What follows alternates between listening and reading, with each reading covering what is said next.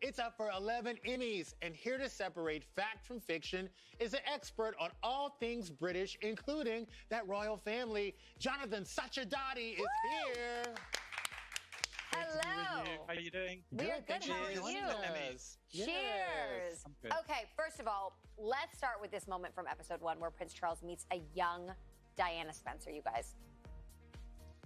Do you want me to scare you off? How would you do that? Well, you know, like being a mad tree. It sends chills down my spine, Jonathan. I could watch that scene over and over again. All right, you have to help us. Fact or fiction? Did Charles really meet Diana when she was dressed as a tree? So this one isn't quite true. Okay. Charles and Diana did meet in 1977 while he was dating her sister, Lady Sarah Spencer.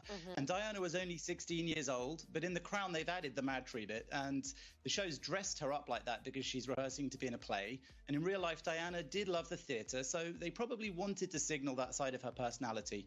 And let's remember that later in life, Diana did talk about the real first meeting. She said that she was fat, podgy, without makeup, and unsmart. And she said, though, that she made a lot of noise, and he liked that. And in their infamous official engagement interview, which was also reproduced in The Crown, Charles commented on their first meeting, saying that she seemed a very jolly and amusing and attractive 16-year-old. Great fun and bouncy, full of life and everything. Oh, it was doomed from the beginning. Yep, joyful and bouncy. Bouncy is not what I want my man to call me. Yeah, no. How about this moment when Princess Margaret tried to get the royals to call off Charles and Diana's wedding? Watch this. We can stop them now, before they tie the knot. Not just for the sake of the monarchy, but for them as human beings. We have to stop them now. I have been wondering about this. Is it true? Is it fact or is it fiction? Margaret's the best. This one is fiction, I'm afraid.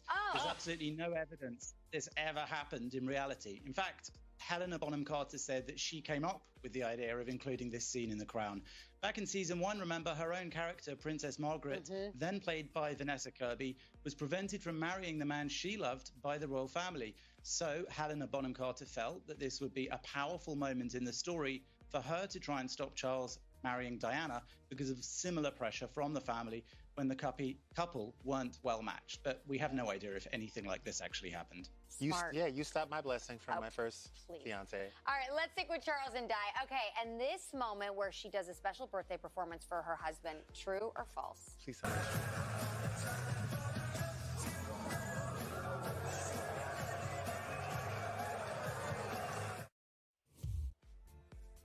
True? This one actually happened. Yo! This happened. This is real. Wait, okay. This one's a fact. Okay, is it a fact that he also was upset after? Do we know that? He was definitely upset. He was pissed, right? Well, we don't know that bit. We know that Diana loved dancing and she took ballet lessons privately in the palace. So she did reach out to the choreographer Wayne Sleep to help her perform the dance at the Royal Opera House in front of that huge audience, which could have annoyed Charles, you're right. That was December 1985 as a surprise for him. It wasn't a birthday, as they said in The Crown. It was more likely a sort of Christmas present. Sadly, there's no video of the original, so The Crown's really brought this to life for viewers by recreating it. It shows this birthday present for Charles, as I said, but it was more of a Christmas present. And Wayne Sleep has since said that they became very good friends. And this series reminded him how much the friendship meant to him. But also, he said certain bits aren't quite right in that episode. And he said that dance was her statement of independence. Wow, what a birthday present for Charles, Okay, honey. I like it. Okay, there's one last scene we have to know about. On The Crown, we saw an intruder break into the palace and talk to the Queen. Check this out. I just thought it might be good for you to meet someone normal who can tell it to you, you know, as it is. I meet normal people all the time. No, you don't. That's definitely fact because the man had a backstory and everything, wardrobe. They gave him cigarettes. Like, they ain't giving extra props to know. You never know. Is it fact or fiction? Well, this one isn't quite real. Wow. But like lots of The Crown, it is based on a true story. It is true that there was an intruder in the Queen's bedroom in Buckingham Palace. So that bit's true. That happened in 1982. A man called Michael Fagan did in fact break in and steal some wine. And he also claimed in an interview later that he urinated in a bin full of dog food intended for the Queen's corgis. because he couldn't find a bathroom. Fagin described the wine he stole from Prince Charles's supply as cheap Californian. Sorry. Ooh. And the conversation that he had with the Queen in the Crown is almost certainly entirely made up.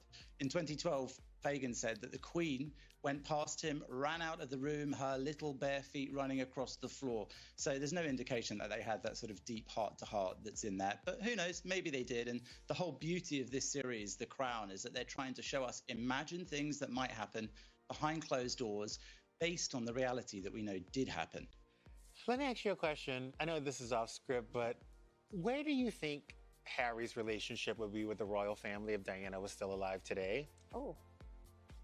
That's a really tough one because, I think Harry obviously would have had a completely different upbringing if Diana was still alive today. Some of the trauma that was going on. But then, of course, remember that Diana was separated from Prince Charles. And at the time of her death, she was dating Dodi Al-Fayed, which certainly could have been awkward for the royal family altogether. So I think it's one of those imagined histories where everything could have been so different, but certainly there'd have been plenty of drama going on in the family. Even if Harry and Meghan weren't causing it, Diana probably would be. Oh, well, Amen. cheers So well to said. you, Cheers. Jonathan. Thank you so much. Thank you so much for Cheers being to you. here. After the Have a break, great you Emmys. guys, the secret behind Kaylee Cuoco's flawless look. Her makeup artist is showing us how to get red carpet ready. You do not want to miss this.